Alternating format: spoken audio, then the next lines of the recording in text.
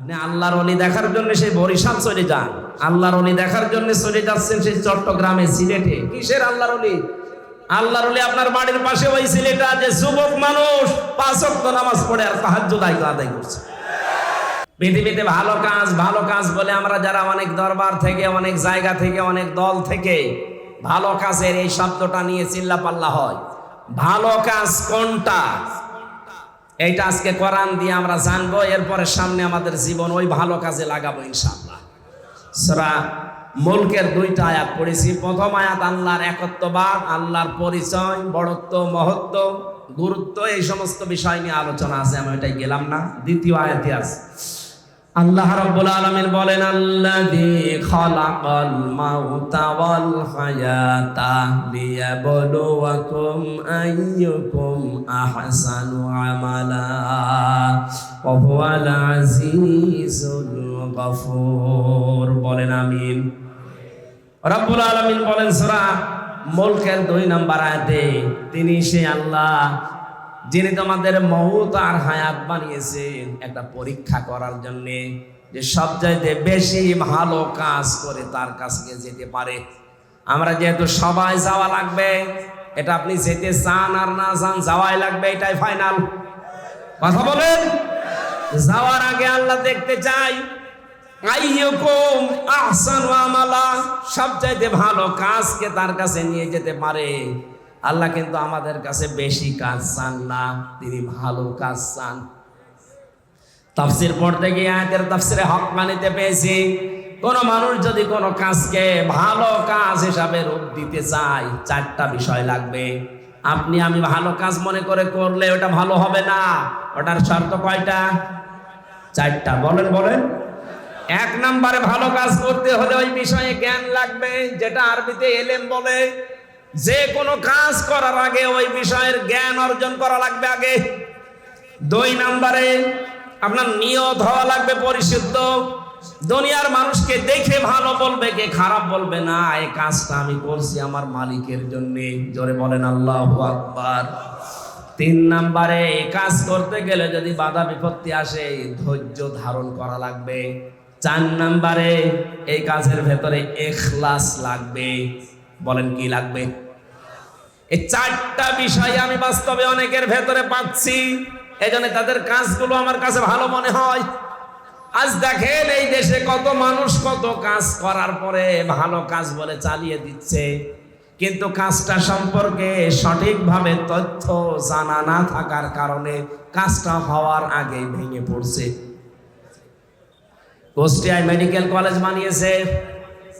আমি যখন জেলখানায় ছিলাম পত্রিকায় দেখলাম নাকি ছাদ ভেঙে পড়ে একজন অসুস্থ আহত অবস্থা। দেখেন কাজটার জন্য কত কোটি টাকা বাজেট হয়েছিল, কিন্তু ভালো কাজ হয়নি। রডের বদলে হয়তো বাঁশ দিয়েছিল। কথা বলে না কেন? আল্লাহ আপনার কাছে বেশি কাজ চান না, আল্লাহ চান ভালো কাজ। বলেন তো কি কাজ? ভালো কাজের প্রথম শর্ত ওই বিষয়ে জ্ঞান লাগবে। বাংলাদেশ জামাত ইসলামী আর ইসলামী ছাত্র শিবির, ইসলামী ছাত্রী সংস্থা, আমি যা দেখেছি বাস্তবে এইটাই চাচ্ছে।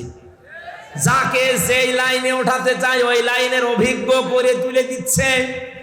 আপনি বিচারপতির লাইনে, অ্যাডভোকেটের লাইনে, আইনজীবীদের লাইনে, ডাক্তারের লাইনে, ব্যবসায়ীর লাইনে, যে লাইন বলেন আপনি তাকান। জামাত ইসলামী শিবিরের লোক যে লাইনে আছে দেখবেন ওই বিষয় খুব অভিজ্ঞ। আমি তো তাই পেয়েছি। অ্যাডভোকেটদের ভেতরে এখন সারা দেশে একজনের নাম শোনা যায় বেশি, অ্যাডভোকেট শিশির মুনির। শিবিরের কেন্দ্রীয় সেক্রেটারি ছিল। সুবহানাল্লাহ বলতে পারেন নাই?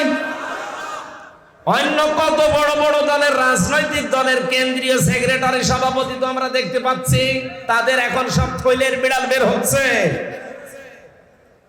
শরীয়তপুরের একজন, নাম নিলাম না, সে ছিল বাংলাদেশ ছাত্রলীগের সভাপতি। তার যে কত টাকা এই 15 বছরের ভেতরে হয়েছে সে জানে আর আল্লাহ জানে। কোন এই মানুষগুলো দায়িত্ব পায়নি কোনোদিন।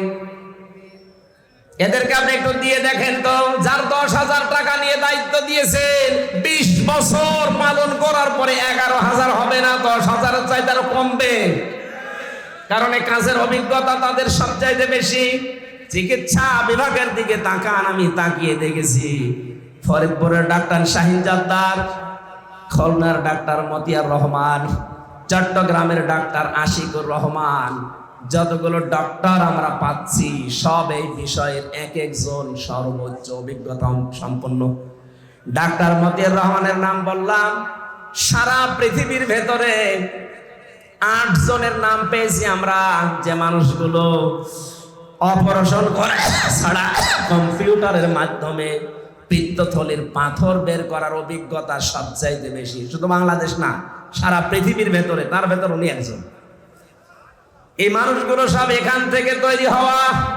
এই জন্য ভালো কাজ যদি আমরা করতে চাই, আগে ওই বিষয়ের অভিজ্ঞতা থাকা লাগবে, আমাদের এলেম থাকা লাগবে, জ্ঞান থাকা লাগবে। 2 নম্বরে কি বললাম,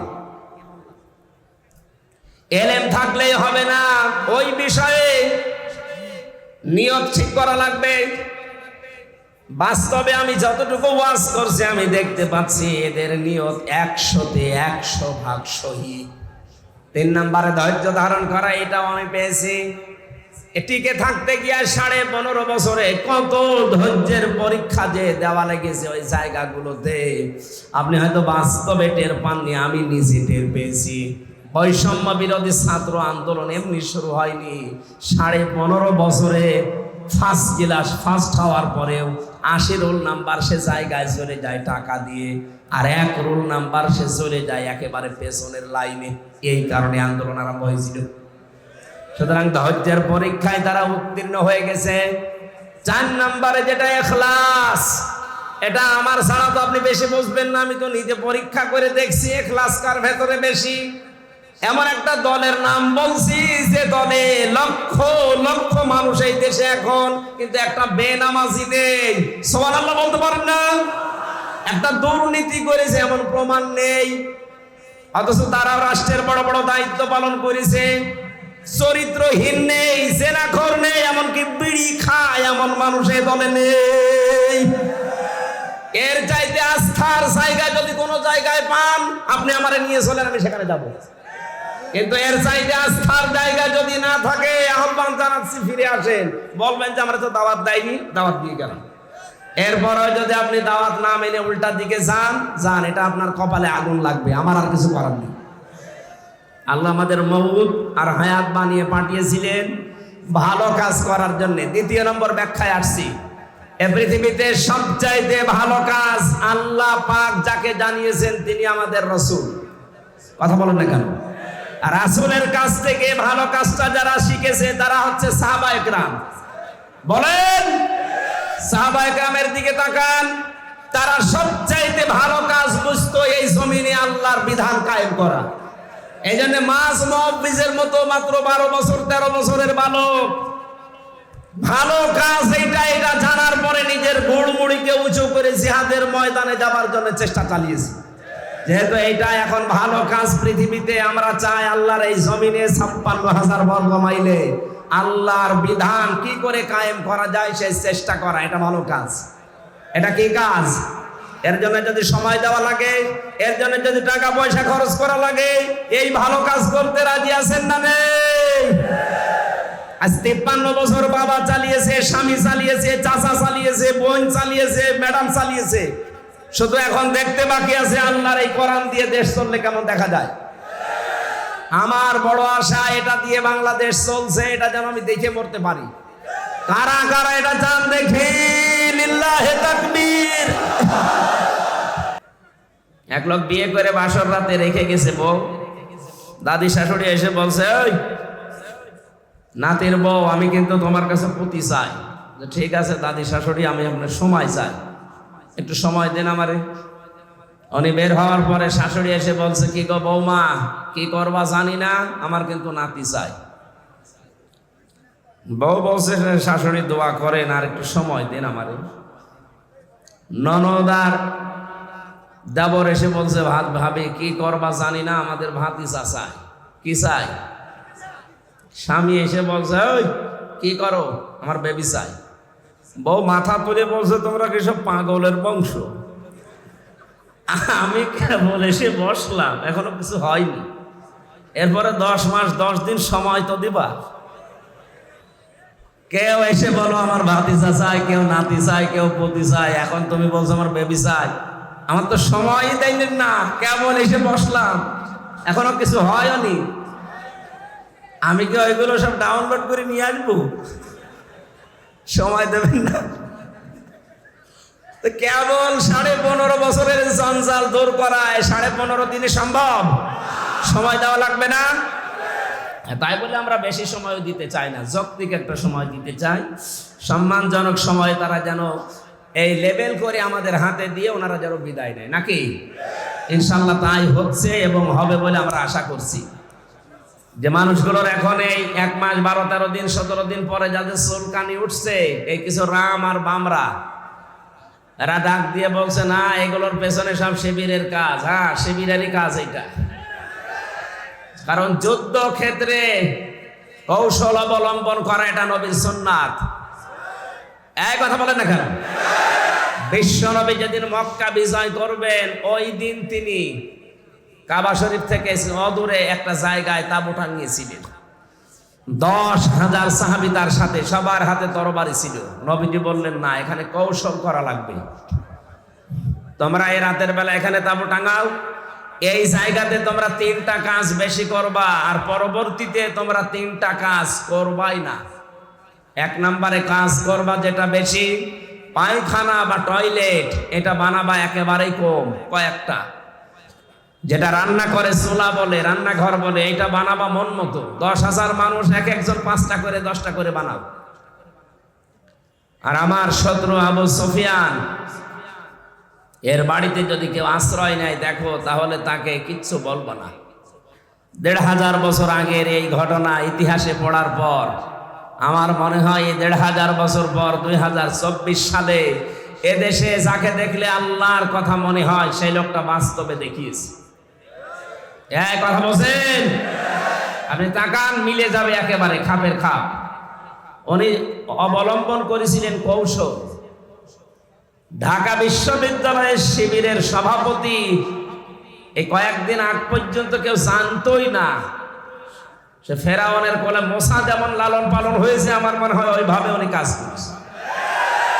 তারে তো এদেশের প্রতিটি জনগণের অন্তত সংবর্ধনা দেওয়ার দরকার ছিল এই কৌশল অবলম্বন করার কারণে। আর না, অনেক মুনাফিক, অনেক জালেম এখন উল্টা পাল্টা ফতোয়া দিচ্ছে। হ্যাঁ, কেন? এতদিন তার পরিচয় গোপন ছিল, এতদিন মাথায় তুলে আপনি নাচিয়েছেন, এখন পরিচয়টা দেওয়ার পরে আপনার কি সমস্যা? কি আমি চাই এদেশে ছাত্র দল যেমন প্রতিষ্ঠিত হোক, আমি চাই এদেশে চরমনার আন্দোলনের যারা ছাত্র আছে, ইসলামী শাসনতন্ত্র আন্দোলনের ছাত্র যারা, তারা প্রতিষ্ঠিত হোক। আমি ওইভাবে আমার মন উদার, এজন্য চাই ইসলামী ছাত্র শিবির এদেশে ওইভাবে প্রতিষ্ঠিত হোক। আমার তো ছেলে নেই, আমার মেয়ে আছে। আমি চাই আমার মেয়েদেরকে মানুষের মতো মানুষ করার জন্য একটা সংগঠনের দেশে আমার মন মতো আছে, আমি ধাসে ধাসে পরীক্ষিত, সেটা ইসলামী ছাত্রী সংস্থা। আমি আপনাকে গ্যারান্টি দিচ্ছি, যদি শেষ বয়সে বৃদ্ধাশ্রমে যেতে না চান, যদি নিজের ছেলে নিজের মেয়েকে নেশাগ্রস্ত অবস্থায় দেখতে না চান, ইসলামী ছাত্রী সংস্থা, ইসলামী ছাত্র শিবিরে নির্দ্বিধায় দিয়ে দেন, আমি গ্যারান্টি দিচ্ছি এই 2টা কাজ জীবনে পাবেন না। একমাত্র ছাত্র সংস্থা বাংলাদেশে একটাই, অন্যগুলো আছে ইসলামী যারা আছে, কিন্তু এটা আমি পরীক্ষিত, এদের ভেতরে কোনো নেশাখোর নেই। আপনি আল্লাহর ওলি দেখার জন্য সেই বরিশাল চলে যান, আল্লাহর ওলি দেখার জন্য চলে যাচ্ছেন সেই চট্টগ্রামে, সিলেটে। কিসের আল্লাহর ওলি? আল্লাহর ওলি আপনার বাড়ির পাশে ওই সিলেটে যে যুবক মানুষ 5 ওয়াক্ত নামাজ পড়ে আর তাহাজ্জুদ আদায় করছে। এটার ট্রেনিং দেওয়ার জন্য ইসলামী ছাত্র শিবির, ইসলামী ছাত্রী সংস্থা, এটা আল্লাহর নিয়ামত। আমি আবার বলছি, ছেলে আল্লাহ আমাকে দেয়নি, 2টাই মেয়ে, এই 2টাকে এরকম জায়গায় ভর্তি করে দেব। আমার জীবনের কোনো চিন্তা থাকবে না যে তাদের নিয়ে, কারণ ওইভাবেই তারা ধাসে ধাসে গড়ে তুলবে। 5 ওয়াক্ত নামাজ পড়লে রিপোর্ট লেখা লাগে যে আমি 5 ওয়াক্ত নামাজ পড়েছি। আমি পরীক্ষিত এই কারণে বলছি, কয়েকদিন আগে আমার একটা শপথ ছিল, কিন্তু হয়নি। 120টার উপরে আমরা প্রশ্ন দিয়েছিলাম, পারিবারিক জীবন সম্পর্কে 20টার উপরে। আমি সারা দেশে কোরআনের ওয়াজ করে বেড়াই, অথচ আমি এ পরীক্ষায় পাশ করতে পারলাম না, আমার সিরিয়াল আবার পেছিয়ে দিয়েছে। তাহলে যারা পাশ করেছে ওরা যদি সত্যি পাশ করে থাকে তারা কোন ধাঁচের মানুষ আপনি টের পাচ্ছেন না? নবীজি যা করেছিলেন আমার মনে হচ্ছে ১৫০০ বছর পরে তাই তাই করছে এই মানুষগুলো। এমনি এমনি আল্লাহ একেবারে সহজে বিজয় দিয়ে দিল। এর ভেতরে কত ঘাম, কত রক্ত, কত কৌশল, কত বুদ্ধি আপনি টের পাচ্ছেন? ১৫.৫ বছর বহু চেষ্টা হয়েছে, কিচ্ছু হয়নি। জালেম আরো তার বৃদ্ধি বাড়িয়েছে। কথা বলেন। বিশ্ব নবী জানালেন তোমরা পায়খানা কম বানাবা আর চুলা বেশি বানাবা। ওই সময় আবু জেহেল তো আগেই মারা গেছে বদরে। মক্কা বিজয়ের সময় বেঁচে ছিল, কাফেরদের যে নেতৃত্বে ছিল এই লোকটার নাম আবু সুফিয়ান। খুব কৌশল বস্তু। রাতের বেলা গোয়েন্দাদেরকে ৪ জনকে পাঠিয়েছে, যা তো দেখ মুহাম্মদ এসেছে নাকি মক্কা বিজয় করার জন্য, লোকজন কেমন আছে এটা একটু দেখে আয়। ওরা রাতের বেলা একটু হাফসা হাফসা দেখেন, পাহাড়ের পাদদেশ থেকে তাকিয়ে দেখছে মানুষ আর কয়জন তো জানে না তাঁবুর ভেতরে, শুধু চুলা গুনতেছে। রান্নাঘর ১, ২, ৩, ৪ মানে এক একজন মানুষ বানিয়েছে ৮টা 10টা করে। ১০,০০০ মানুষ যদি 5টা করেও বানায় বলেন কত? এই ৫০,০০০ করতে করতে ওদের রাত হয়ে গেছে, রাত ১২টা ১টা। একটা কাজ হলো, 5 চুলা যদি এত হয়তো মানুষ কত আছে ও গুনে শেষ করা যাবে না। চল নেতারে বলি। নেতারা এসে বলছে যে কি মানুষের পরিমাণ আমরা জানি না, তাঁবুর ভেতরে কত কি আছে, খালি চুলা গুনিছি। রান্নাঘর গণনা করতে করতে রাত প্রায় অর্ধেক হয়ে গেছে, আমরা চলে আসলাম। মানুষের হিসাব আমরা জানি না। ধমক দিয়ে বলছে পাঠালাম তোদের মানুষ গণনা করতে, তোরা চুলা গুনলি, তোদের দিয়ে হবে না। আরো নতুন 4 জনকে ভোরবেলার দিকে পাঠিয়েছে, যা এবার দেখ। নবীজি জানিয়েছিলেন পায়খানা কম বানাবা, আর এরাতে যেহেতু এ কাজে সবার যাওয়া লাগে, প্রাকৃতিক প্রয়োজন। এক একটা পায়খানার সামনে দাঁড়িয়ে আছে 200, 500, 700 করে। ওরা গণনা করছে লাইন, 4-5 লাইন গণনার পরে চিন্তা করছে এ তো কয়েক হাজার হয়ে গেল, আর তাঁবুর ভেতরে যে কত আছে ও আল্লাহ জানে, দরকার নেই। যে বলছে কত মানুষ আছে গণনা করতে পারেনি, কিন্তু পায়খানার সামনে যে লাইন, 4-5 লাইন গণার পরে আমাদের আর সহ্য হয়নি, চলে এসেছি। গণনা করতে পাঠালাম কি আর তোরা গুনলি কি? তোদের দিয়ে হবে না, আমি নিজে একা যাবো। সকালবেলা গেছি, রোদ পড়ছে যখন, চিকচিক করে তরবারির উপরে 10,000 মানুষ দাঁড়িয়ে আছে সকালবেলা। হযরতে আব্বাস রাদিয়াল্লাহু তাআলা আসছিলেন এই দৃশ্য দেখার জন্য।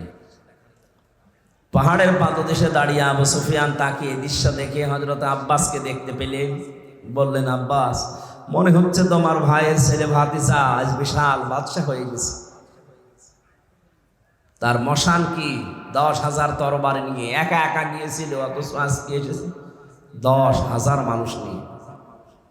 হযরত আব্বাস ওই দিন বলেছিলেন, আবু সুফিয়ান তোমার চোখ তোমাকে ধোকা দিচ্ছে, ভালো করে চোখ মলন করে আবার একটু তাকিয়ে দেখো, এর নাম বাদশাহী না, এর নাম নবুয়ত। নবুয়তের শান আছে, এই জন্য তুমি এখনো দাঁড়িয়ে আছো। নবুয়ত যদি না হতো তাহলে তোমার মতো কাফের এই জায়গায় কল্লা নিয়ে বডির উপরে দাঁড়িয়ে থাকতে পারবে না। আগস্টের 5-এর পরে যারা ইসলাম বোঝেন না তারা কিন্তু উল্টাপাল্টা শুরু করেছিলেন, কিন্তু সত্যিই যারা ইসলাম বোঝে 152 জনের ভেতরে 108 জন যারা তাকান তো, তারাও ঠিক এইটাই কায়েম করেছে। তারা দেখিয়েছে কিন্তু একটাকেও আঘাত করে নাই। শেষ পর্যন্ত লোকটা মুসলমান হয়ে গিয়েছিল। চিন্তা করেছেন কোথায়? শত্রুদের ঘরে আশ্রয় নিলে বলেছিলেন মাফ করে দিবা। এত বড় কঠোর এবং প্রকাশ্য শত্রু ছিল আবু সুফিয়ান। আমার তো মনে হচ্ছিল 5 তারিখের পর থেকে অন্য কিছু মনে হয় আমাদের দ্বারা হবে, কারণ আমার নিজেরও রাগ ছিল। 3টা বছর বিনা কারণে ওরা যা কষ্ট দিয়েছে আমারে, জেলখানা এমনি দিয়ে দিতেন, 3 বছর না 10 বছর রেখে দিতেন। তা আমার যে মামলা, এই মামলায় তো মানে বাড়িতেও রাখা যায় না, জান্নাতে রাখা দরকার। আর আমারে ওরা ফাঁসির কন্ডেম সেলের ভেতরে 24 ঘন্টা তালা লাগিয়ে আবার সিসি ক্যামেরা দিয়ে রাখত, যেন আমার সাথে কেউ যেন কথা না বলে। মাওলানা মামুনুল হক আর আমার এত কষ্ট দিয়েছে, রিমান্ডে তো দিয়েছে মাটির নিচে নিয়ে, জেলখানার ভেতরে। আর অধিকাংশ পড়তো আমাদের মালায়ন হিন্দু, দেবদাস, সুব্রত বালা, দেবদুলাল, আশিক কুমার, এ নামগুলো মুখস্থ হয়ে গেছে, 3 বছর এরাই ছিল আমার সামনে। মুসলমান দিত না, মনে করতো মুসলমান দিলে যদি ওর উপর একটু দয়া দেখায়, খাবার দাবারের যে অবস্থা মনে হতো কে যেন খাবারটা মাখিয়ে এরপরে দিয়েছে। অথচ উনি নিজেও আমার সাথে 4 দিন ছিলেন, ডাক্তার শফিকুর রহমান। এই লোকটা ঘোষণায় দিয়ে দিলেন যে আমরা আমার নিজের পক্ষ থেকে যা অত্যাচারিত হয়েছি, আমার দলের পক্ষ থেকে সব আল্লাহর জন্য মাফ করে দিলাম। মনে হচ্ছে 1500 বছর আগে নবীজি নিজে মক্কায় দাঁড়িয়ে যেটা বলেছিলেন, লা তাসরিবা আলাইকুমুল ইয়াউম ইয়াগফিরুল্লাহু লাকুম, ঠিক সেই কথাটাই উনি বললেন, কোনো অভিযোগ নেই কারো উপরে, সব মাফ করে দিলাম। এই দৃশ্য দেখেই তো 15 থেকে 58 ভাগ এই কয়েকদিনের ভেতরে মানুষ সব ইসলামের দিকে আসতেছে, শুধু একটা দৃশ্যের কারণে। আর আমার নিয়ে ব্যস্ত, আর উনি এই বুড়ো বয়সে 60, 62, 65 বছর বয়স ওনার, অথচ এই বয়সে সেই ফেনীতে গিয়ে হাঁটু পানির ভেতরে, গলা পানির ভেতরে মানুষের খোঁজ নিচ্ছে। কই দেশে আর মানুষ নেই? আমরা আগস্টের 5 তারিখের আগের জরিপ দেখেছিলাম। আন্তর্জাতিক বিশ্ব নিয়ে আমি যতটুকু লেখাপড়া করেছি, যতটুকু জানি, 257টা রাষ্ট্র পৃথিবীতে এখন, জাতিসংঘের আন্ডারে 195টা। বিশ্বে বহু দেশে আল্লাহ আমার এই ছোট জীবনে আমাকে নিয়েছে। 100 জনের 15 জন মানুষ চাইতো আগস্টের 5 তারিখের আগে যে এই দেশে ইসলাম কায়েম হোক। কিন্তু মাত্র 1 মাস 16-17 দিনের ব্যবধানের গত 5 দিনের রিপোর্ট আমি বানাইনি, আল জাজিরা আন্তর্জাতিক একটা রিপোর্ট দিয়েছে, এই দেশের রক্ষণ করি, আন্দাজে দেয়নি তারা, চিন্তা ভাবনা করে তারা দিয়েছে। 100 জনের 58 জন মানুষ এখন চাচ্ছে এই বাংলাদেশে আল্লাহর কোরআন কায়েম হোক। আর এটা কায়েম করার জন্য যিনি পালিয়েছে তার দ্বারা সম্ভব। এক কথা বলে না কেন? সম্ভব যাদের জন্য, যাদের দ্বারা আপনি টের পাচ্ছেন না, যাদের দেখলে আল্লাহর কথা মনে হয়। এই লোকটার অ্যাক্টিভিটিস, এই লোকটার ইখলাস, এই লোকটার তাওয়াক্কুল, তার ইবাদত আমি নিজে দেখেছি। আমি এই বয়সে, আমার 33 বছর বয়স, 1-1.5 পারা দাঁড়িয়ে পড়তে গেলে আমার পায়ে ব্যথা হয়। আর উনি এক একটা সেজদায় 45 মিনিট 1 ঘন্টা সেজদায় পড়ে আছে। আমার বাবার চাইতেও বয়স বেশি, আমার বাবার 52, ওনার 62 উপরে।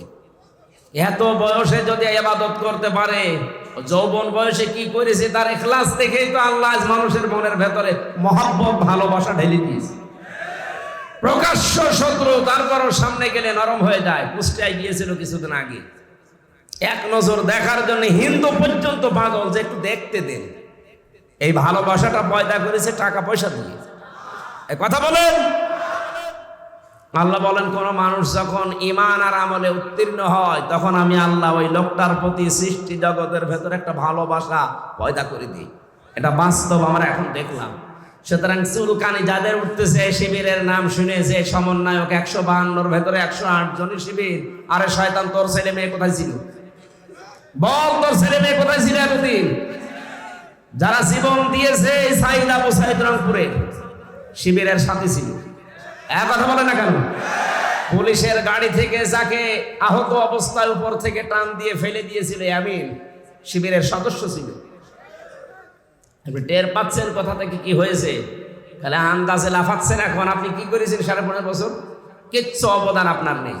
সুতরাং এই নাস্তিক যাই কয়টা রাম আর বামরা যখন লাফাচ্ছে, আমার মনে হয় এদেরকে ওই ফরিদউদ্দিন মাসুদ, রুহুল আমিনের মতো অবাঞ্ছিত ঘোষণা করা দরকার দেশের জন্য। এগুলো ক্যান্সারে দেশের। এই জালেমের এত বড় বেশি ক্ষমতা ছিল না, খালি আলেম নামে কিছু জালেম তাকে পরামর্শ দিত, তার ভেতরে এই ফরিদউদ্দিন মাসুদ একজন।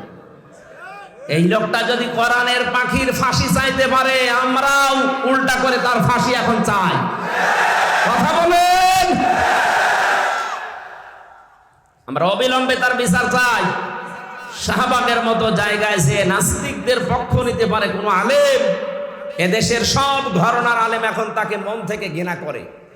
আমরা কাউকে ভালোবাসলে আল্লাহর জন্য বাসি, কাউকে ঘৃণা করলে আল্লাহর জন্য করি। নাস্তিকদের কাজ যেটা, সেটা যে বলছে জীবনের সবচাইতে বড় সাওয়াবের কাজ করলাম আজকে। কত বড় শয়তান! ওর নামে অনেক পীর এখন সাফাই গাছে যে আমাদের তালুই হয়। কিসের তালুই আপনার?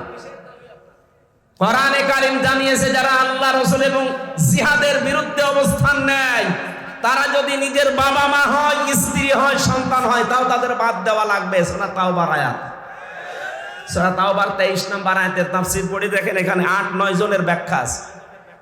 যে পীর নামে আপনি এত বড় পীর, বুজুর্গ মানুষ, এই কথা বললেন কি করে যে আমার তালুই হয়? কিসের তালুই? বাবার সাথে সম্পর্ক রাখা জায়েজ নেই যারা জিহাদের বিরুদ্ধে অবস্থান নেয়। আর এরকম জিহাদের বিরুদ্ধে অবস্থান নিয়ে 100 তথাকথিত মুফতির সাক্ষ্য নিয়ে জানিয়েছে হাসিনাকে দিয়েছে যে এই দেখেন আমরা আলেমরা বলছি যা জিহাদ চলছে দেশে এটা জায়েজ নেই। এমনকি আবু সাইদ সহ যারা শহীদ হয়েছে হাজারের উপরে, অনেক আলেম নামে জালেম এখনো পর্যন্ত তাদের শহীদ বলতে রাজি না। যারা এই স্বাধীনতাকে স্বীকার করছেন না, তারা এই স্বাধীন দেশে থাকার যোগ্য না। বলেন, আপনি বেরিয়ে যেতে পারেন। 71 সালে যাদের ভূমিকা উল্টা ছিল, তাদেরকে যদি দেশ থেকে বের করার জন্য ঘোষণা আসতে পারে, 24 সালের এই স্বাধীনতায় যারা এখনো পর্যন্ত মেনে নিতে পারছেন না, 100 জনের 14 জন এখনো আছে। আমরা চাই আপনারা চলে যান, যান, যেখানে যাবেন যান, যেখানে চলে গেছে আপনারাও যান, দরকার নেই আপনাদের। আমাদের দেশ আমরা সাজিয়ে নিতে পারবো ইনশাআল্লাহ। শুধু বাইরের টাকাগুলো আনতে দিন। ডাক্তার মোহাম্মদ ইউনূস ঘোষণা দিয়েছে যে টাকাগুলো ছিল 3 ভাগ, 4 ভাগের 3 ভাগ প্রায় আসার প্রক্রিয়া আরম্ভ হয়ে গেছে, বাকি 1 ভাগও আসবে। যারা এগুলো করেছিলেন 1 টাকাও যেন ছাড় দেওয়া না হয়, সব টাকা আমরা ফেরত আনতে চাই। আজকে আসার সময় প্রশাসনের ভাইদের দেখলে মানুষ ধাক্কা দিচ্ছে, গালি দিচ্ছে। দোষ ওনাদের কিসের? ওপরে যে কয়েকজন কোলাঙ্গার ছিল, এই কোলাঙ্গারদের কারণে আজ পুরা প্রশাসনের উপরে মানুষের ক্ষোভ। হ্যাঁ, ওনারা হুকুম পালন করেছে যারা, তারা দোষী। যে মানুষগুলো হুকুম দিয়েছে, দোষ তো তার আছে। হুকুম পালন করতে গিয়ে শেষ পর্যন্ত আর যখন দেওয়ালে পিঠ থেকে গেছে, তখন যারা এগুলো করেছে তাদেরকে আল্লাহ মাফ করে দেবে। কিন্তু যে মানুষগুলো আরো আনন্দে করেছে, এই তানভীর ওসির মতো, কান তো একটা ছাত্ররা ফাটিয়ে ফেলেছে, শুনলাম যে থানায় পিটাতে পিটাতে তারা পায়খানা করে ফেলেছে, এখন আছে জেলে। কি হবে আল্লাহ জানে। এই জন্য সেই সমস্ত অফিসারগুলোর কারণে এই 15.5 বছর এই জালেম টিকে ছিল, তাদেরকেও যেন এই জাতি ক্ষমা না করে। আমি যাদেরকে পেয়েছি জীবনেও ক্ষমা করব না। আমার মামলার আয়ু এই কাজী মিজান, ট্যাকের হাটে বাড়ি, মাদারীপুরে। আমার কাউন্টার টেরোরিজমের সাথে যারা জড়িত ছিল, মনিরুল ইসলাম, আসাদুজ্জামান, ডিসি আব্দুল মান্নান, শেখ ইমরান, জাহিদ হাসান, আতিকুল ইসলাম, ভইয়া, 1 টাকাও যেন আল্লাহ ছাড় না দেয়। এমনকি আমার পক্ষ থেকে কোনো মাফ নেই এদের। ওরা যেমন জানা শোনার পরও বিনা কারণে আমার 3 বছর আটক করে রেখেছে, আমরাও চাই এগুলো 3 বছর করে জেলে থাক। তাও এ ছেলে না, মাটির নিচে। আয়না ঘর এখন আর আছে? হ্যাঁ আছে, ওটা জাদুঘর হিসাবে রাখা হবে। সমন্বয়কদের ভেতরে অন্যতম এখন উপদেষ্টা যিনি আসিফ মাহমুদ ভইয়া ঘোষণা দিয়েছে আয়না ঘর ভাঙা হবে না, ওইভাবে থাকবে। সারা বিশ্ব থেকে মানুষ যারা পর্যটক আসবে, তারা যেন জানে যে এই দেশে একজন জালেম আছিল। ওই যে জালেম, কারো বলতে কোনো দ্বিধা আছে? জালেমকে কেউ যদি জালেম না বলে, সেও জালেম। এমনকি জেনে শুনে কেউ যদি জালেমের পক্ষ নেয়, নবীজি বলেন সে আমার উম্মত থেকে খারিজ হয়ে যায়। এবার আপনি কি করবেন? আপনার সিদ্ধান্ত। প্রকাশ্য যে লোকটা জুলুম করেছে, নিজের উপরে জুলুম করেছে, পরিবারের উপরে, সমাজের উপরে, জনগণের উপরে, জালেমদের কোনো ক্ষমা আমরা করলেও হবে না, কারণ আল্লাহ নিজে মামলা দেবে জালেমের বিরুদ্ধে।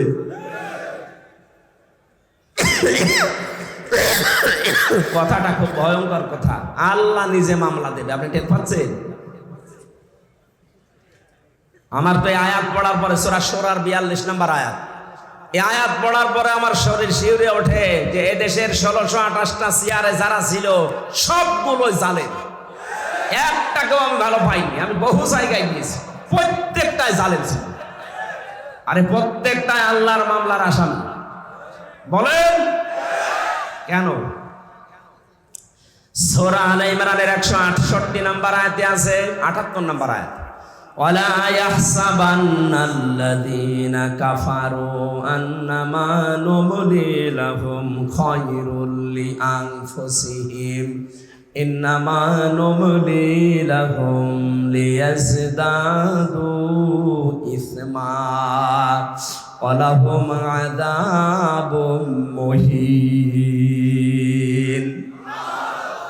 আল্লাহ পাক বলেন, হে নবী, কাফেররা ধারণা করে, মনে করে, এই চিন্তা ভাবনা করে যে ক্ষমতা আল্লাহ তাদেরকে দিয়েছে, ক্ষমতায় বসিয়ে রেখেছে, মনে হয় ভালোবেসে। অথচ না, তাদের এই ক্ষমতা দিয়ে যে জুলুম অত্যাচার গুলো হয়, আমার আল্লাহ বলেন আমি তাদের পাপ পরিপূর্ণ হয়ে যাক এইটা চাই, আর হয়েছেও তা। 15.5 বছরে পাপ একেবারে খাপের খাপ মিলে গেছে, আর জায়গা নেই। তখন আল্লাহ পাক বলেন লাহুম আযাবুম মুহিন, আমার শাস্তি তখন ভয়ঙ্কর অবস্থায়, অপমানিত অবস্থায় তাদেরকে পাকড়াও করেছে। 850 বছর আগে পালিয়েছিল লক্ষণ সেন, এত বছরের ভেতরে পৃথিবীতে কেউ পালায়নি, এইটা বাদ দিয়ে। কথা বলেন না কেন? এই জন্য বাস্তবতা এইটা। আল্লাহ পাক দেখেছেন যে পাপ আর জায়গা নেই পূর্ণ হওয়ার, পরিপূর্ণ হয়ে গেছে, তখন আল্লাহ ধরেছে একেবারে ধরার মতো। যারেই ধরে তারে এত অপমান করে, পৃথিবীতে এত অপমান কেউ হয়নি। আপনারা বলেন ওরা যারা ফাঁসি দিয়েছে, হ্যাঁ ফাঁসি যারা দিয়েছে, যে মানুষগুলো ফাঁসি হয়েছে প্রত্যেকেই বীরের মতো জীবন দিয়ে গেছে। আমাকে যে কারারক্ষী পাহারা দিত, তার ভেতরে একজন আমি মুসলমান পেয়েছিলাম, কুতুবউদ্দিন, রাজবাড়িতে বাড়ি। বের হওয়ার কিছুদিন আগে আমারে বলছে, হামজা ভাই, আমি ওই সময় পাহারায় ছিলাম শহীদ মীর কাশেম আলীর। ওনাকে যেদিন ফাঁসি দেওয়া হবে সকাল রাত 10:01 সন্ধ্যার সময় আমার ডিউটি শুরু হওয়ার পরে বললাম, স্যার আপনারা 3 ঘন্টা পরে ফাঁসি, আপনি প্রস্তুতি নেন। উনি আমারে বলছে, কারারক্ষী ভাই 3 ঘন্টা তো অনেক সময়, আপনি তো 2 ঘন্টা ঘুমালাম, আপনি আমারে ডাক দিয়ে 1 ঘন্টা আগে। আপনি আল্লাহর ওলি খুঁজে পান না? মাওলানা মামুনুল হক জেলখানায় আমার পাশের রুমে 3টা বছর মাঝে মাঝে এই কথা আমাকে জানাতো, হামজা ভাই এতদিন পর্যন্ত উল্টা পাল্টা ধারণা আমিও করেছি, এখন বাস্তবতা এসে দেখছি এদেশের সবচাইতে আল্লাহওয়ালা এবং ইমানদার মানুষ যাদের ফাঁসি দেওয়া হয়েছে জামাতের, তাদের যে ইমান কোন পর্যায়ে এটা মাপার ক্ষমতা আমারও নেই। আমিও মানুষ হিসাবে মাঝে মাঝে ধৈর্য হারা হয়ে যায়। কিন্তু কি শোনালো কারারক্ষী, 3 ঘন্টা পরে যার ফাঁসি, সে লোকটা বলছে আমি 2 ঘন্টা ঘুমালাম, আপনি আমারে ডাক দিয়েন। তার ঘুম আসে কি করে? আমরা ঘুমের বড়ি খেয়ে আমার ঘুম আসতো না, তাও তো আমার কোনো চিন্তা নেই। আর তার নিজের ছেলে ব্যারিস্টার আরমান গুম হয়ে আছে 8 বছর। তার স্ত্রী ওই সময় অসুস্থ, তার দলীয় লোকগুলো সব পালিয়ে পালিয়ে বেড়াচ্ছে, কেউ জেলখানায় ভর্তি আছে। বাংলাদেশের ভেতরে একটা ম্যাগনেট ছিল, 1000 লক্ষ মানুষের কর্মসংস্থান তৈরি করে দিয়েছে। সেই লোকটা মাত্র 3 ঘন্টা পরে ফাঁসি, বলছে আমি ঘুমালাম। দেখলাম ঠিক 2 ঘন্টা পরে ডাক দিলাম, উনি উঠলেন। গোসল করার পরে, ওযু করার পরে এসে নামাজ শেষ করে আমারে বলছে এবার চলেন। চলেন মানে আপনি যদি নিয়ে যেতে না পারেন তাহলে জল্লাদকে ডাক দেন, কারণ সময় আর বেশি নেই, মনে আছে শ্বশুর বাড়ি যাবে, তাড়াতাড়ি করছে। আমার ওই সময় আমাকে কারারক্ষী বলেছে, ভাই আমার তো মনে এখনো পর্যন্ত বিশ্বাস হয় না যে ঘুমাইলো কি করে, ওনার এত চিন্তায় ঘুম আসলো কি করে। আমি বলেছিলাম, কুতুব ভাই ঘুম কেন এসেছে আমি বুঝতে পেরেছি। সূরা হামিম সিজদার 30 নম্বর আয়াতে আল্লাহ 1500 বছর আগে তার ঘুমের কাহিনী জানিয়েছেন। ইন্নাল্লাযীনা ক্বালু রাব্বুনাল্লাহু সুম্মা ইসতাকামু তাতানাজ্জালু আলাইহিমুল মালাইকা। আল্লাহ পাক বলেন, অবশ্যই যারা এই কথা বলতে পারে আমাদের রব আল্লাহ, আর এর উপরে যারা টিকে থাকতে পারে। এ বাংলাদেশের 100 জনের 96 জন যেহেতু আমরা মুসলমান, আমরা এক বাক্যে চামড়ার মুখ দিয়ে বলে ফেলতে পারি আমাদের রব আল্লাহ, কিন্তু টিকে থাকার মতো মানুষ মাত্র 100 জনের 15 জন ছিল। এক কথা বলছেন, 96 জন মানুষ আমরা বলি যে হ্যাঁ আমাদের রব আল্লাহ, কিন্তু ঝড় আসলে টিকে থাকার মতো মানুষ মাত্র 100 জনের 15 জন। বাকিগুলো সব ওই আমার তালই হয় এই লাইনে আছি। ঝড় দেখলেই বাতি আগেই নিভে যায়।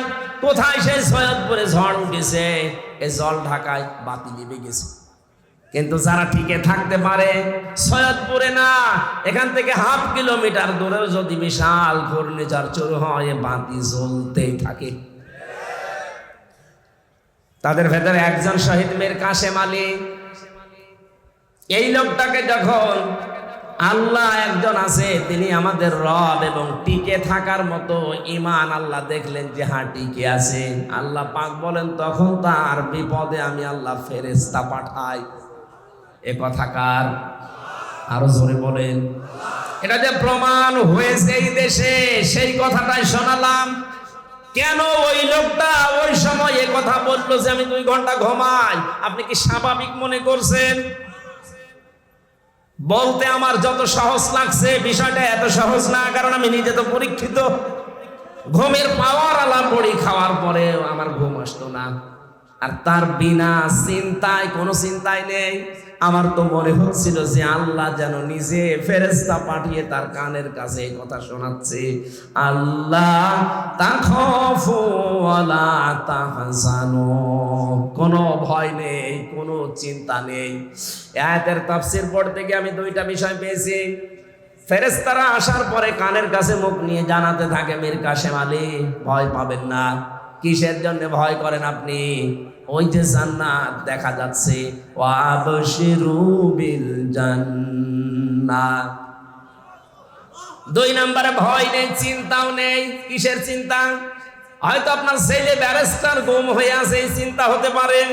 আপনার দ্বারা লক্ষ লক্ষ মানুষের কর্মসংস্থান তৈরি হয়েছে, তাদের কি হবে এই চিন্তা হতে পারে। সবগুলো 2 নাম্বারই করে নিয়েছে। এই যে ইসলামী ব্যাংক, এক কথা বলছে দেখা, যতগুলো প্রতিষ্ঠান তিনি বানিয়েছিলেন ইবনে সিনা সহ, অধিকাংশগুলোই বিভিন্ন কায়দা কৌশলে বাতিলরা সব নিজের মন মতো নিয়েছে। এখন আল্লাহ পাক আবার সময় দিয়েছে, এগুলো সব আস্তে আস্তে এরা ফেরত পাচ্ছে।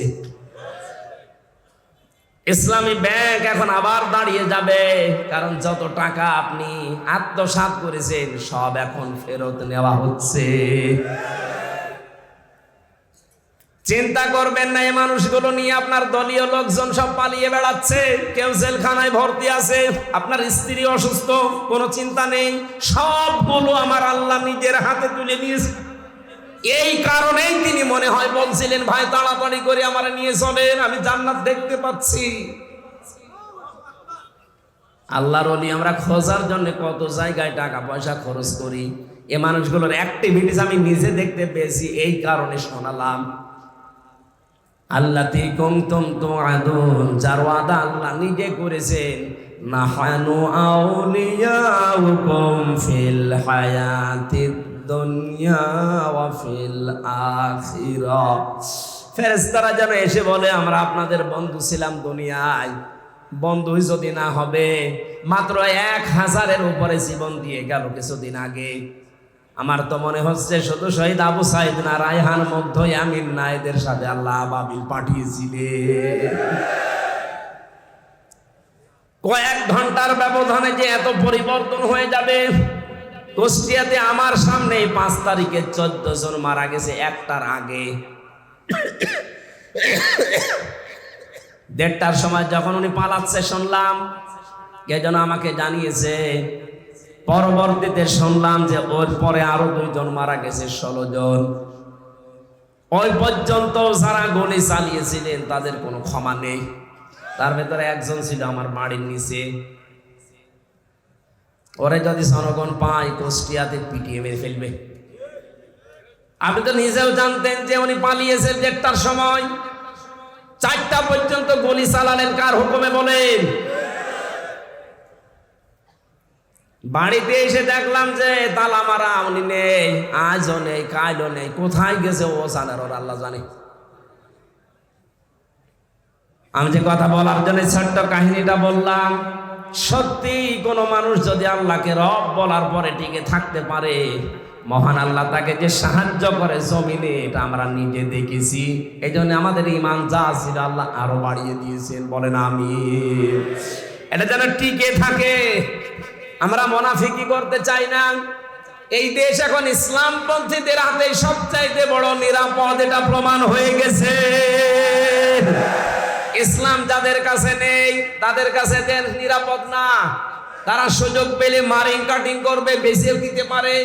কিন্তু যাদের কাছে ইসলাম আছে তারা এদেশ জীবন দিয়ে হলেও রক্ষা করবে। তার প্রমাণ আবু সাঈদ। এই কথা বলেন না কেন? সুতরাং আমরা চাই 58 জন যখন হয়ে গেছে, আর কিছুদিন সময় দেন, এদেশের 100 জনের 100 জন চাইবে যে দেশে ইসলাম ছাড়া আর কিছু চলতে দেব না। যারা দায়িত্বে আছে এরা যেহেতু অধিকাংশ গুলো মুসলমান, আল্লাহ এই মানুষগুলোকে যেন ওমরের মতো পাল্টিয়ে দেন। জোরে বলেন না কেন আমিন। পৃথিবীতে ভালো কাজ বলে আমরা যারা অনেক দরবার থেকে, অনেক জায়গা থেকে, অনেক দল থেকে ভালো কাজের এই শব্দটা নিয়ে চিল্লাপাল্লা হয়। ভালো কাজ কোনটা, এইটা আজকে কোরআন দিয়ে আমরা জানবো। এরপরে সামনে আমাদের জীবন ওই ভালো কাজে লাগাবো ইনশাআল্লাহ। সূরা মুলকের 2টা আয়াত পড়েছি। প্রথম আয়াত আল্লাহর একত্ববাদ, আল্লাহর পরিচয়, বড়ত্ব, মহত্ব, গুরুত্ব, এই সমস্ত বিষয় নিয়ে আলোচনা আছে, আমি ওইটাই গেলাম না। দ্বিতীয় আয়াতে আছে আল্লাহ রাব্বুল আলামিন বলেন, আল্লাযী খালাকাল মাউতা ওয়াল হায়াতা লিয়াবলুয়াকুম আইয়ুকুম আহসানু আমালা ওয়া হুয়াল আজিজুল গফুর। বলেন আমিন। রাব্বুল আলামিন বলেন সূরা মুলকের 2 নম্বর আয়াতে, তিনি সে আল্লাহ যিনি তোমাদের মউত আর হায়াত বানিয়েছেন একটা পরীক্ষা করার জন্য, যে সবচাইতে বেশি ভালো কাজ করে তার কাছে যেতে পারে। আমরা যেহেতু সবাই যাওয়া লাগবে, এটা আপনি যেতে চান আর না চান যাওয়াই লাগবে, এটাই ফাইনাল। কথা বলেন। যাওয়ার আগে আল্লাহ দেখতে চাই আইয়ুকুম আহসানু আমালা, সবচাইতে ভালো কাজকে তার কাছে নিয়ে যেতে পারে। আল্লাহ কিন্তু আমাদের কাছে বেশি কাজ চান না, তিনি ভালো কাজ চান। তাফসীর পড়তে গিয়ে আয়াতের তাফসীরে হক্কানিতে পেয়েছি, কোন মানুষ যদি কোন কাজকে ভালো কাজ হিসাবে রূপ দিতে চায়, 4টা বিষয় লাগবে। আপনি আমি ভালো কাজ মনে করে করলে ওটা ভালো হবে না। ওটার শর্ত কয়টা? 4টা। বলেন। 1 নম্বরে ভালো কাজ করতে হলে ওই বিষয়ে জ্ঞান লাগবে, যেটা আরবিতে এলেম বলে।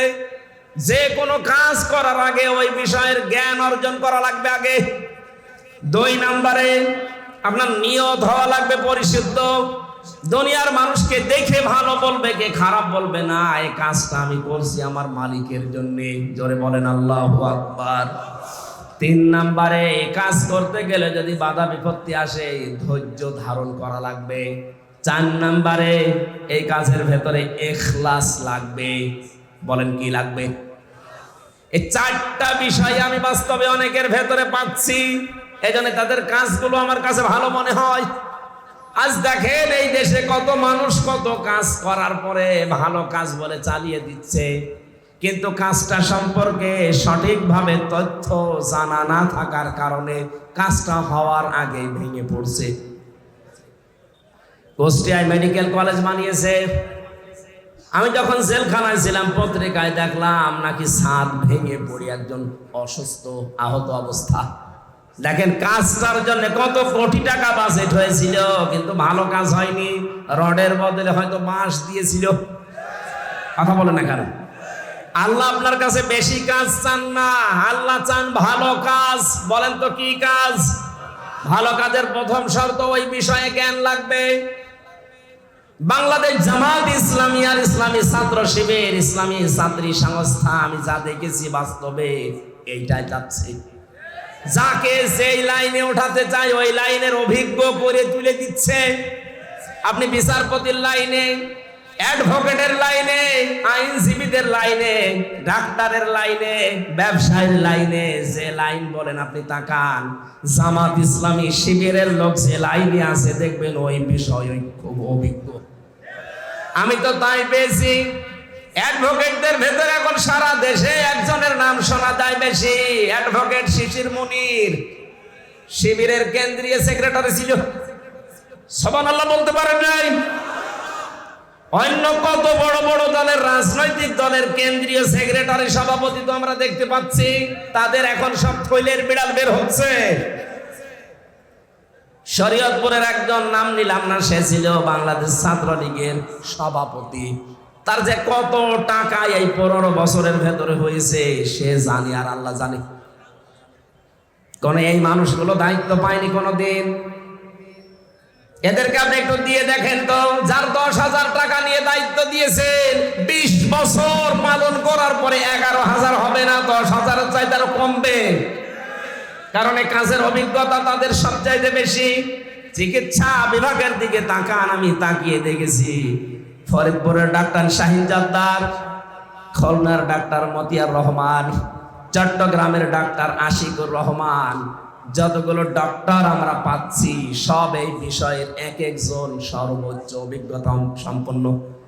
ডাক্তার মতিয়ার রহমানের নাম বললাম, সারা পৃথিবীর ভেতরে 8 জনের নাম পেয়েছি আমরা, যে মানুষগুলো অপারেশন করে ছাড়া কম্পিউটারের মাধ্যমে পিত্তথলির পাথর বের করার অভিজ্ঞতা সবচাইতে বেশি। শুধু বাংলাদেশ না, সারা পৃথিবীর ভেতরে, তার ভেতর উনি একজন। এই মানুষগুলো সব এখান থেকে তৈরি হওয়া। এই জন্য ভালো কাজ যদি আমরা করতে চাই, আগে ওই বিষয়ের অভিজ্ঞতা থাকা লাগবে, আমাদের এলেম থাকা লাগবে, জ্ঞান থাকা লাগবে। 2 নম্বরে কি বললাম, এলেম থাকলেই হবে না, ওই বিষয়ে নিয়ত ঠিক করা লাগবে। বাস্তবে আমি যতটুকু ওয়াজ করছি আমি দেখতে পাচ্ছি এদের নিয়ত 100-তে 100% সহি। 3 নম্বরে ধৈর্য ধারণ করা, এটাও আমি পেয়েছি। টিকে থাকতে গিয়ে 15.5 বছরে কত ধৈর্যের পরীক্ষা যে দেওয়া লেগেছে ওই জায়গাগুলোতে, আপনি হয়তো বাস্তবে টের পাননি, আমি নিজে টের পেয়েছি। বৈষম্য বিরোধী ছাত্র আন্দোলন এমনি শুরু হয়নি, 15.5 বছরে ফার্স্ট ক্লাস ফার্স্ট হওয়ার পরেও 80 রোল নাম্বার সে জায়গায় চলে যায় টাকা দিয়ে, আর 1 রোল নাম্বার সে চলে যায় একেবারে পেছনের লাইনে। এই কারণে আন্দোলন আরম্ভ হয়েছিল। সুতরাং ধৈর্যের পরীক্ষায় তারা উত্তীর্ণ হয়ে গেছে। 4 নম্বরে যেটা ইখলাস, এটা আমার ছাড়া তো আপনি বেশি বুঝবেন না, আমি তো নিজে পরীক্ষা করে দেখছি ইখলাস কার ভেতরে বেশি। এমন একটা দলের নাম বলছি যে দলে লক্ষ লক্ষ মানুষ এই দেশে এখন, কিন্তু একটা বেনামাজি নেই। সুবহানাল্লাহ বলতে পারেন না? একটা দুর্নীতি করেছে এমন প্রমাণ নেই, অথচ তারা রাষ্ট্রের বড় বড় দায়িত্ব পালন করেছে। চরিত্রহীন নেই, জেনাখোর নেই, এমনকি বিড়ি খায় এমন মানুষ এই দলে নেই। এর চাইতে আস্থার জায়গা যদি কোনো জায়গায় পান, আপনি আমারে নিয়ে চলেন, আমি সেখানে যাব। কিন্তু এর চাইতে আস্থার জায়গা যদি না থাকে, আহ্বান জানাচ্ছি ফিরে আসেন। বলবেন যে আমরা তো দাওয়াত দেয়নি, দাওয়াত দিয়ে গেলাম। এরপরে যদি আপনি দাওয়াত না মেনে উল্টা দিকে যান, এটা আপনার কপালে আগুন লাগবে, আমার আর কিছু করার নেই। আল্লাহ আমাদের মওত আর হায়াত বানিয়ে পাঠিয়েছিলেন ভালো কাজ করার জন্য। 2 নম্বর ব্যাখ্যায় আসছি, এই পৃথিবীতে সবচাইতে ভালো কাজ আল্লাহ পাক যাকে জানিয়েছেন তিনি আমাদের রাসূল। কথা বলেন না কেন? আর রাসূলের কাছ থেকে ভালো কাজটা যারা শিখেছে তারা হচ্ছে সাহাবায়ে কেরাম।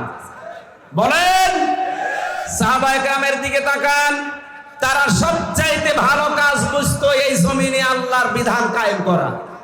এই জন্য মাস মুআব্বিজের মতো মাত্র 12 বছর 13 বছরের বালক ভালো কাজ এটা জানার পরে নিজের গুড়মুড়িকে উঁচু করে জিহাদের ময়দানে যাবার জন্য চেষ্টা চালিয়েছে। যেহেতু এইটা এখন ভালো কাজ পৃথিবীতে, আমরা চাই আল্লাহর এই জমিনে 56,000 বর্গ মাইলে আল্লাহর বিধান কি করে কায়েম করা যায় সেই চেষ্টা করা, এটা ভালো কাজ। এটা কি কাজ? এর জন্য যদি সময় দেওয়া লাগে, এর জন্য যদি টাকা পয়সা খরচ করা লাগে, এই ভালো কাজ করতে রাজি আছেন না নেই? আজ 53 বছর বাবা চালিয়েছে, স্বামী চালিয়েছে, চাচা চালিয়েছে, বোন চালিয়েছে, ম্যাডাম চালিয়েছে। শুধু এখন দেখতে বাকি আছে আল্লাহর এই কোরআন দিয়ে দেশ চললে কেমন দেখা যায়। আমার বড় আশা এটা দিয়ে বাংলাদেশ চলছে, এটা যেন আমি দেখে মরতে পারি। কারা কারা এটা চান দেখি? লিল্লাহে তাকবীর। সম্মানিত মা বোন যারা এসেছেন, আপনাদের জন্য পৃথিবীতে ভালো কাজ এইটাই, আল্লাহর জমিনে আল্লাহর দিন কায়েমের জন্য আপনার সন্তান, আপনার স্বামী, আপনার ছেলে, আপনার জামাই, তাদেরকে আপনি রেডি করে দেবেন। আল্লাহ কবুল করুন, আল্লাহুম্মা আমিন। লা ইলাহা ইল্লা আনতা সুবহানাকা ইন্নী কুনতু মিনাজ জালিমিন। রব্বানা আতিনা ফিদ দুনিয়া হাসানা ওয়া ফিল আখিরাতি হাসানা ওয়া কিনা আযাবান নার। বহু কষ্ট স্বীকার করে এই প্রতিকূল পরিবেশের ভেতরে যারা বসে আছে এদেরকে তুমি কবুল করে নাও। মাহফিলের আয়োজন করতে গিয়ে যারা শ্রম দিয়েছে আল্লাহ এদেরকে তুমি মঞ্জুর করো। যে যেইভাবে টাকা পয়সা খরচ করেছে আল্লাহ প্রত্যেকের টাকা উসমানের সাথে কবুল করে নাও। মাহফিলের প্রধান অতিথি আবু সালে ভাইকে মঞ্জুর করো। সভাপতি আব্দুর রউফ চৌধুরীকে মঞ্জুর করো। যত অতিথি এসেছে আল্লাহ তাআলা এই সদর থানার ওসি জনাব আবু সাইদ খান সহ যত পুলিশ সদস্য ভাইরা এসেছে, এদের আজকের এই দায়িত্ব পালন করা তুমি ইবাদত হিসাবে মঞ্জুর করে না। আমি নিজে সহ যারা অসুস্থ আছি তুমি আমাদেরকে শেফায়ে কামেলা আজেলা নসিব করো। রব্বুল আলামিন, আমরা বিশ্বাস করি রোগ দেওয়ার মালিক তুমি, শেফা দেওয়ার মালিকও তুমি। মেহেরবানি করে আমাদের শরীরে যত রোগ দিয়েছো সব দূর করে দাও। এলাকায় মাটির নিচে যারা ঘুমিয়ে আছে কোরআনের ইজ্জতে মাফ করে দাও। আমি আমার ঈমান থেকে কথা বলেছি আল্লাহ, আমি ইখলাস নিয়ে কথা বলার চেষ্টা চালিয়েছি। যেই মানুষগুলো এই স্বাধীনতার যুদ্ধের সময় 71 সালে 24 সালে যারা জীবন দিয়েছে আল্লাহ, এই মানুষগুলোকে কবরে তুমি জান্নাত দিয়ে দাও। দোয়া চেয়েছে দেশনেত্রী বেগম খালেদা জিয়ার জন্য, ভীষণ অসুস্থ অবস্থায় আছে আল্লাহ, লক্ষ লক্ষ মানুষ তার জন্য দোয়া করছে, তুমি শেফা দিয়ে দাও। আবার সুস্থ অবস্থায় তুমি জনগণের কাছে তাকে ফিরিয়ে দাও। রব্বুল আলামিন, শেষ কথা বলি, বাংলাদেশে কিয়ামতের আগে কোন জালেম যেন চেয়ারে বসতে না পারে। বারাকাল্লাহু লানা ওয়া লাকুম ফিল কোরআনিল আযীম। মরণ আসলেই যেন বলতে পারি লা ইলাহা ইল্লাল্লাহু মুহাম্মাদুর রাসূলুল্লাহ।